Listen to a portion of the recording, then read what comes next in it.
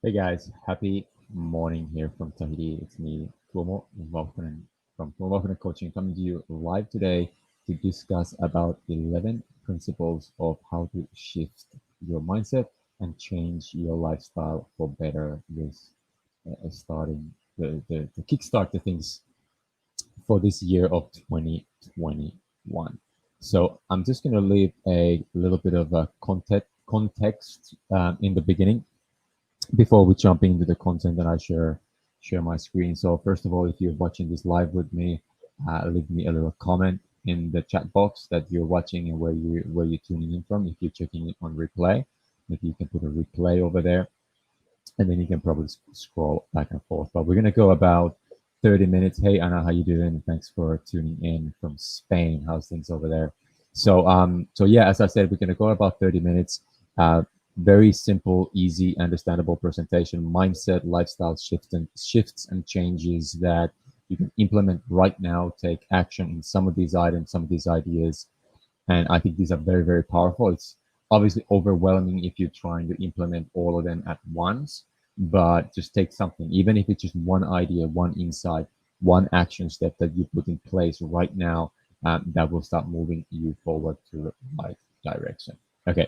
All right, guys. So without further ado, I'm just going to jump straight into it. And I'm also going to record this into a little podcast episode. So bear with me right there. Ipek, how you doing?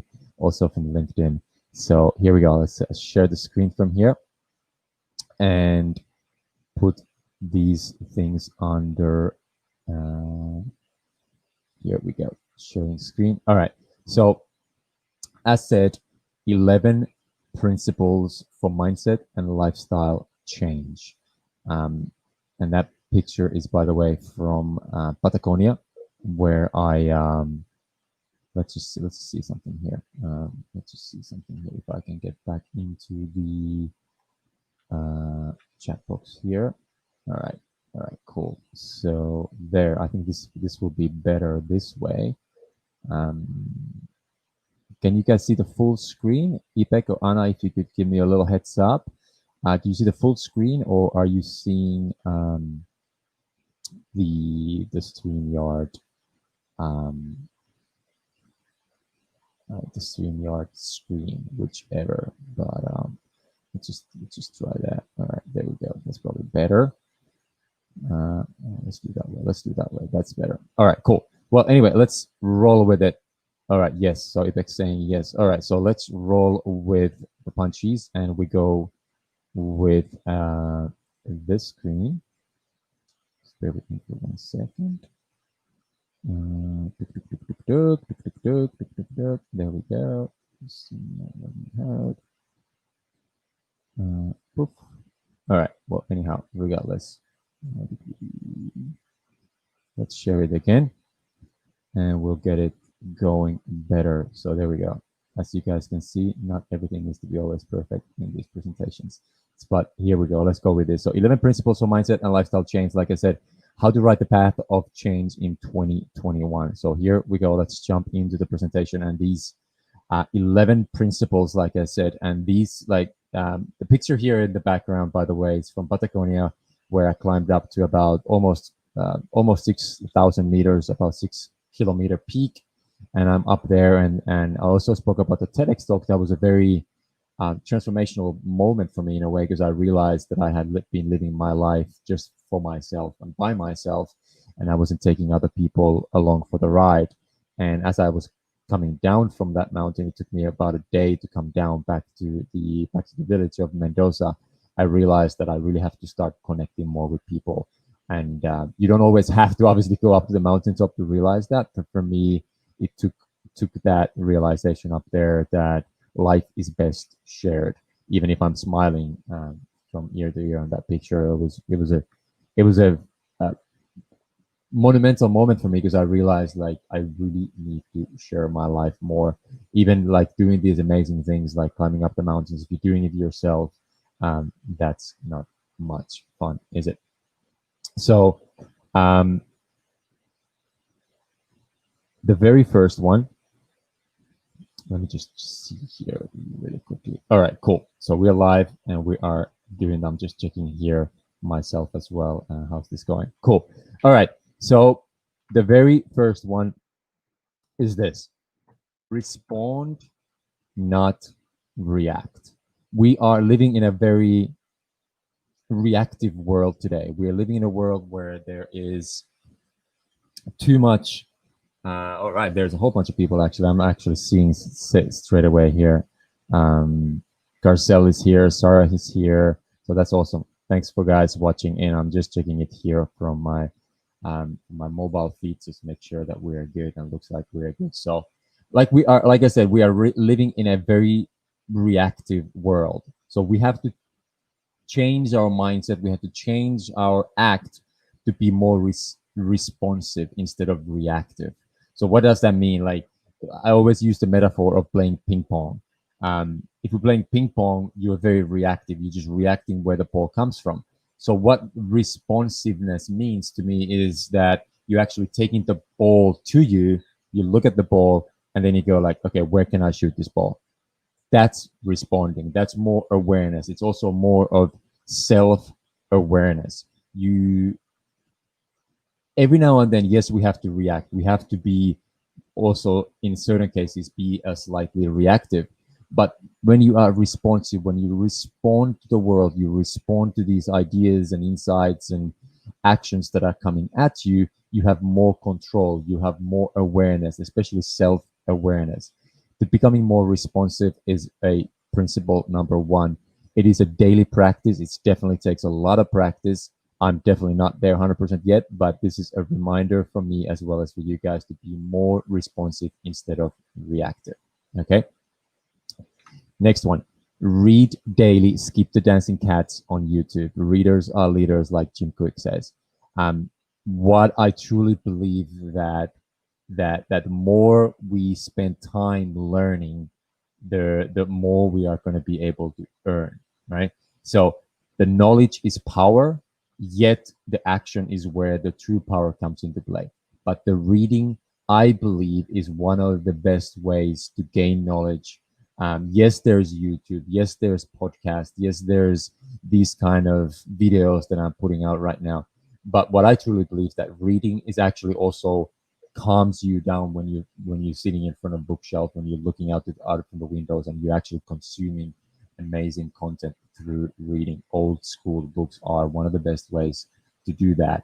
Because what a better way? If you think of a book here, somebody has spent 2 to 3 years of their life. Sometimes the book is a daily, it's a life's work for some person. And what you able to do, you're able to download that person's life's work in the matter of days, sometimes the matter of hours, especially if you're a fast reader. So imagine that somebody spent an entire lifetime gathering this knowledge, and yet you are able to download that knowledge in a matter of hours or days. That's the true power of knowledge and learning. Okay. Um, Perfect. So that's number two. That's the principle number two. Number three is we have to move more and sit less. Okay.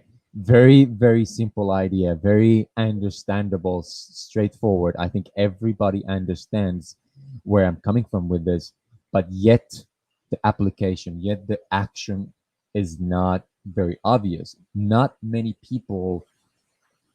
Again, I'm sitting here in the chair right now giving this presentation. I have a pull-up bar just above me there. I have downstairs when I can always hang a little bit. I'm taking breaks every about 45 to 50 minutes to be able to move more and sit less. Yes, we are living sedentary lifestyles, but we have to combat that and be more in movement. Movement is life for me.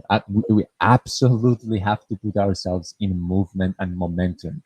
Movement leads to momentum. Once the movement stops, the momentum stops, and that's where the stagnation, that's where the self-doubt starts creeping in. As soon as we are doubting ourselves and we are not in momentum.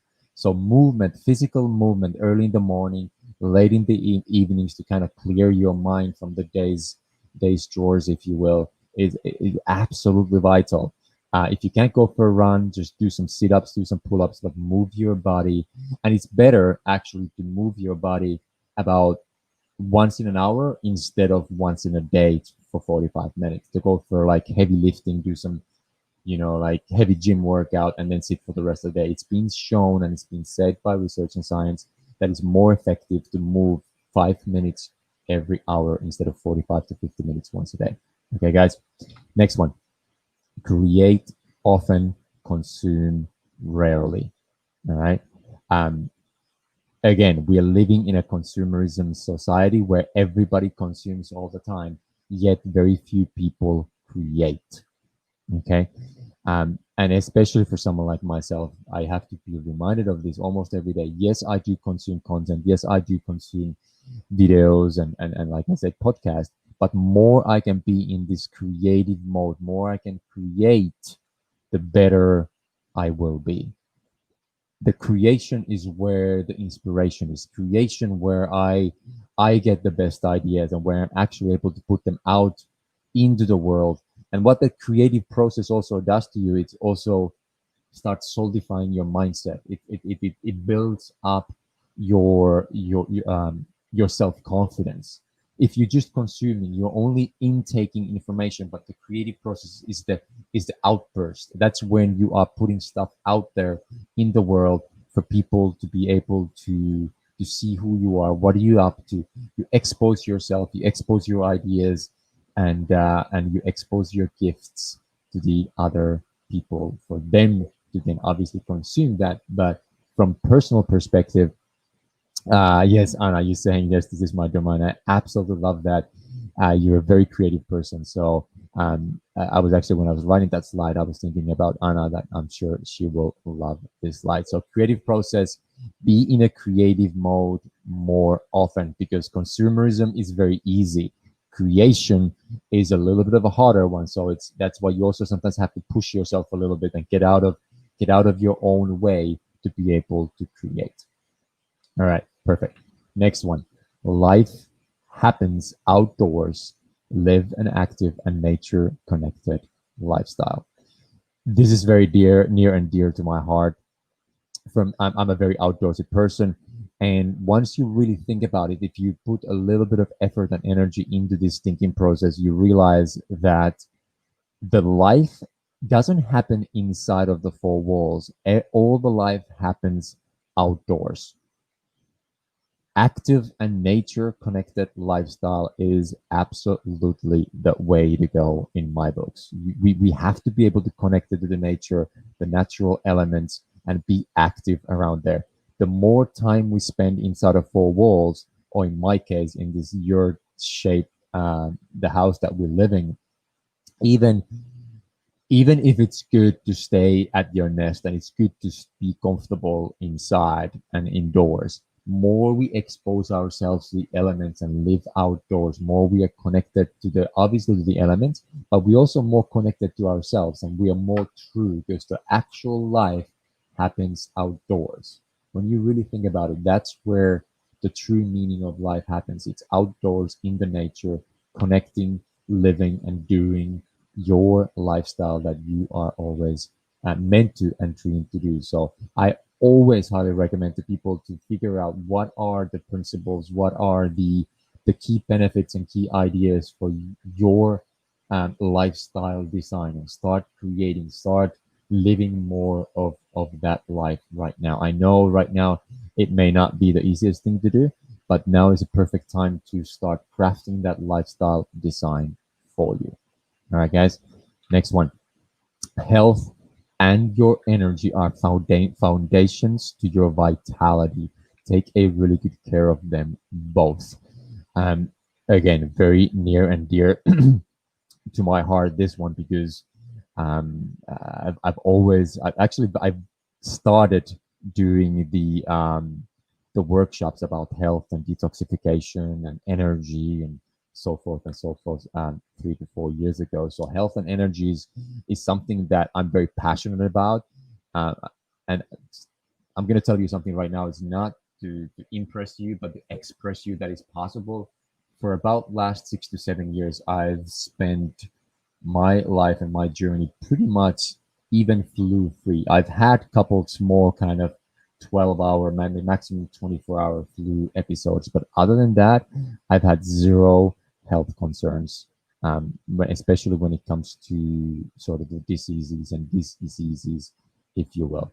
Energy comes and goes every now and then, kind of ebbs and flows, but more you're able to be mindful of the energy that you are able to generate each and every day. And you're like, okay, now I'm lacking a little bit. What should I do? Do I have to drink water? Do I have to go out and actually spend some energy to get some energy?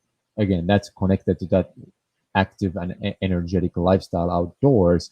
Indoors is very hard oftentimes to actually generate the energy. You have to go out, you have to move yourself, you have to move your body, and that's one of the best ways to actually gain energy. Obviously, clean nutrition, the clean food, that comes, that goes hand in hand with the all of it. But in the end of the day, what we are looking for is vitality. Vitality is the vibrancy and vitality of life when you feel at your best and you perform at your best, and you get easier into these flow states where you're able to really produce at your highest level.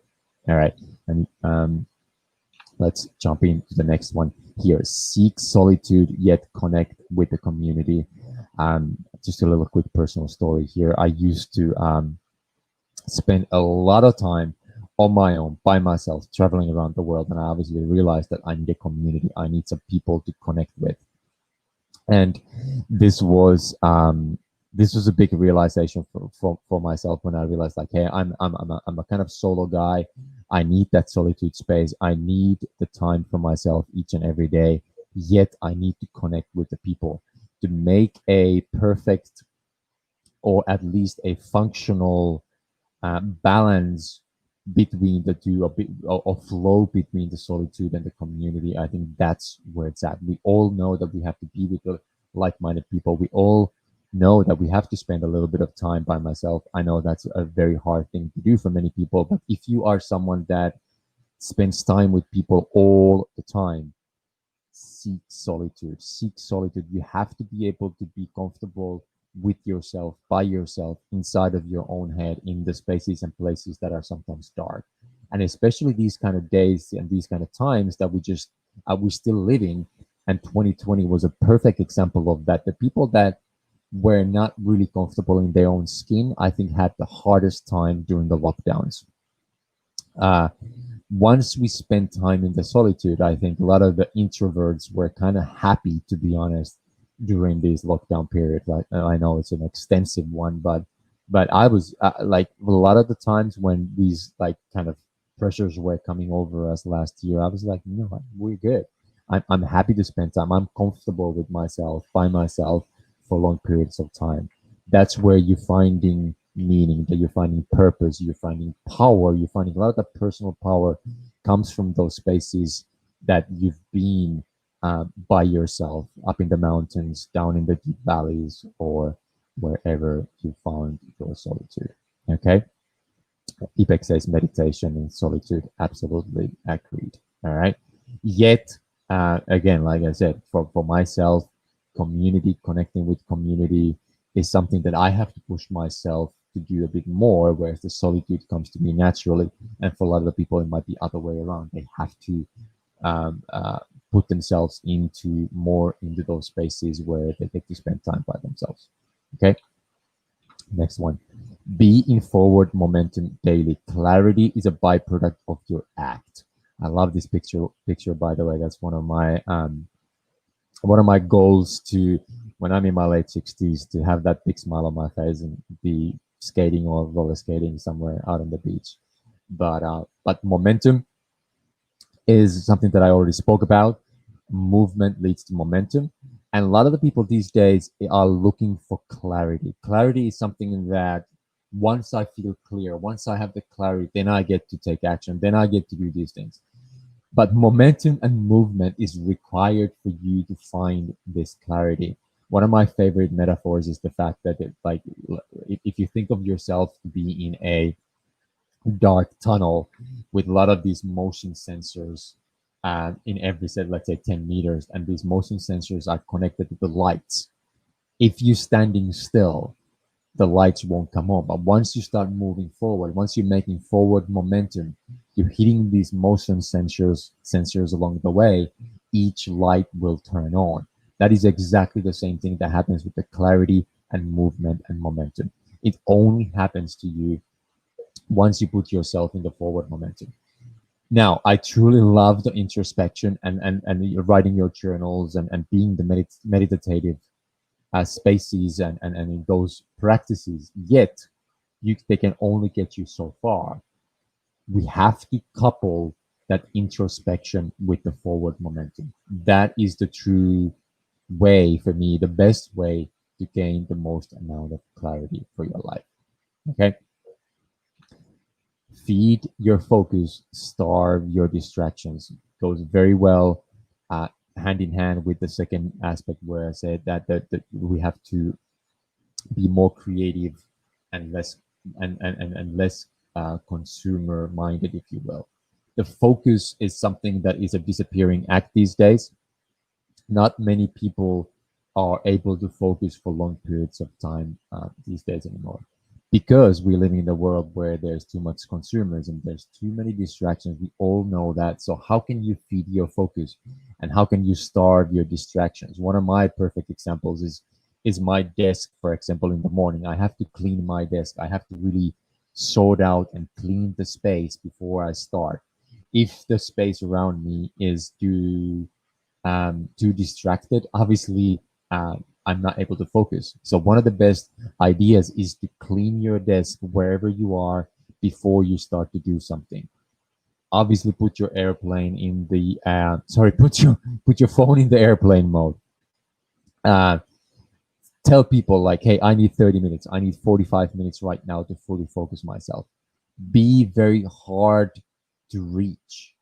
Let's say a lot of the times I say like I'm not available in the mornings. I close my phone and I just, especially when I'm in the creative process, that's when I'm very hard to reach. Be a person that is sometimes, or actually oftentimes these days, hard to reach. People respect that.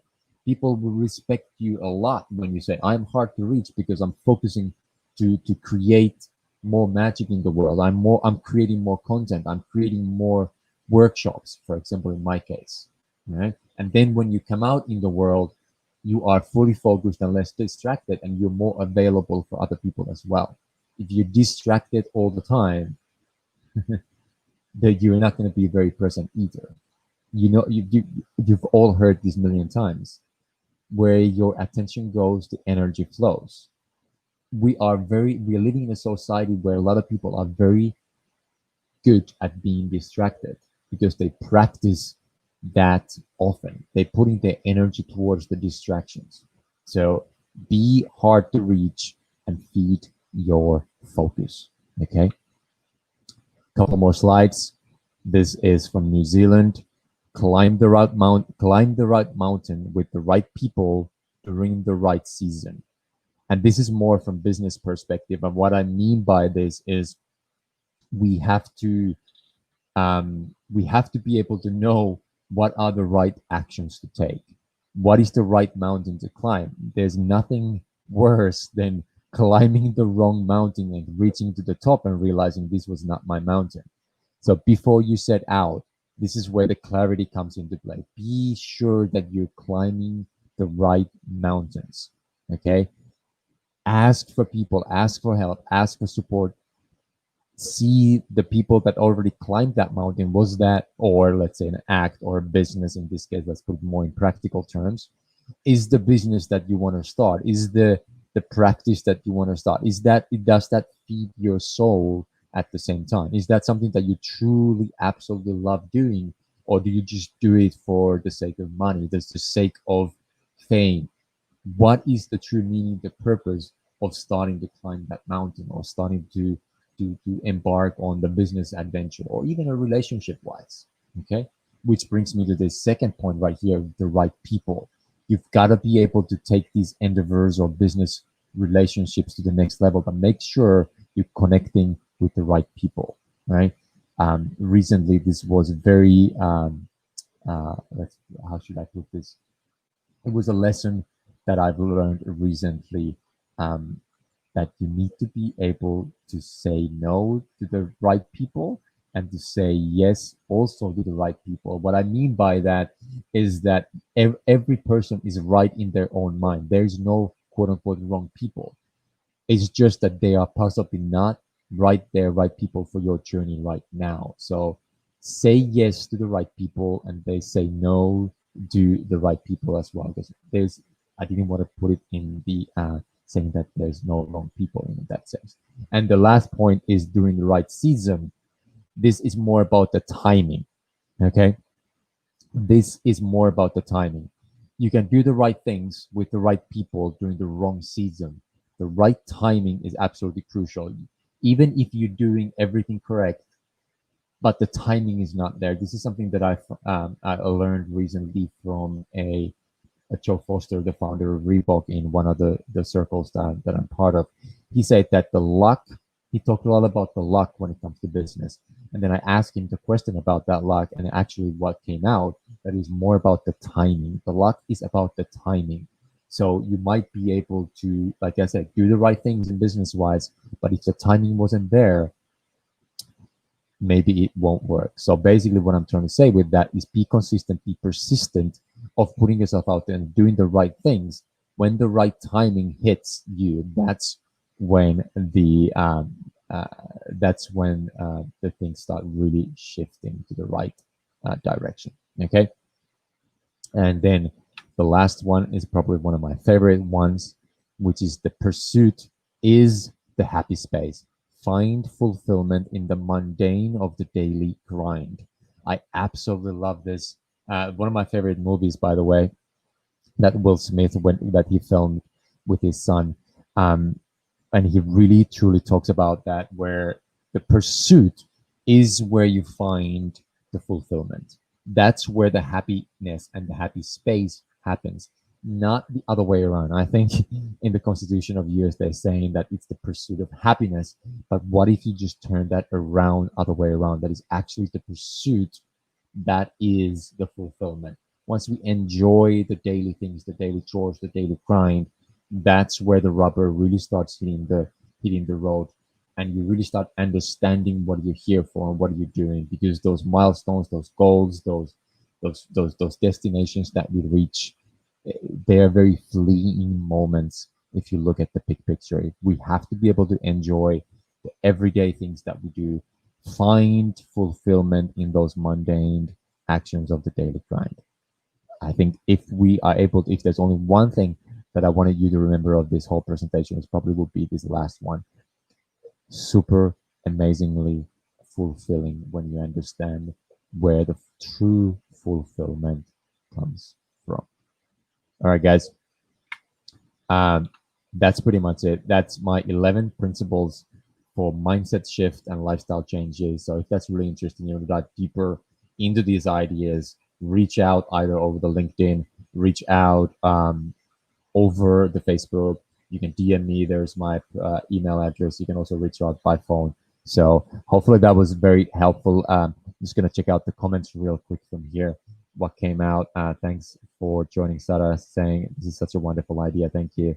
Don't be attached to the outcome. Enjoy the journey from EPEC. I absolutely love that. Anna Maria says, I needed this message right now. We're talking about solitude meditation there. Thanks everyone for tuning in. That was super cool. Hopefully you enjoyed that. I'm also going to put these slides, by the way, on the LinkedIn side. I'm going to post them out as well, so you can download these slides and give me some feedback that way if that really truly resonated with you. So I'm going to stop that share right there and see if I can get back into the main space. Let's see. Looks like it's not happening right now. Well, anyway, little tech Kremlin over here with the let's have this. Okay. So there we go, guys. Anyway, that's there we are. Now we're back in the game. So that's cool, guys. Hopefully you enjoyed that. Dominic is saying, agreed, speak a little away from the mic, please. You're zooming in my ears. Oh, right. Okay. So yeah, sometimes I go a little bit too close and sometimes a little bit further out. But yeah, sometimes the passion comes out. Hopefully realized that I'm really passionate about what I'm doing. So I'm really trying to put my energy and effort into these presentations and workshops that I'll be doing more of also in the very near future. The next one will be the first week of February, by the way, just putting that out there as well. At the moment, we are going to do the workshop about clarity. So if you're still looking for clarity, look out for my next workshop coming out in the first week of February. And yeah, other than that, guys, hopefully you truly enjoyed that. And I'm trying to see if I can exit the presentation somehow, but it looks like I'm kind of stuck with this right now. So anyway, guys, that's pretty much it. Yeah, passion. There we go. There we go, Dominic. I love it. Absolutely.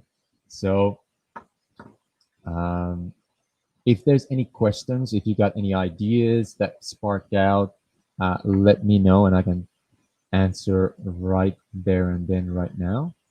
Uh, but my computer is kind of stuck right now, so let's do that. All right, there we go. There we go. All right, now we're back in the game. So there we go, guys. I'm going to have a look at the questions and answer those in a little bit. Other than that, have a beautiful rest of the day, and I'll see you guys in the next one. Ciao for now.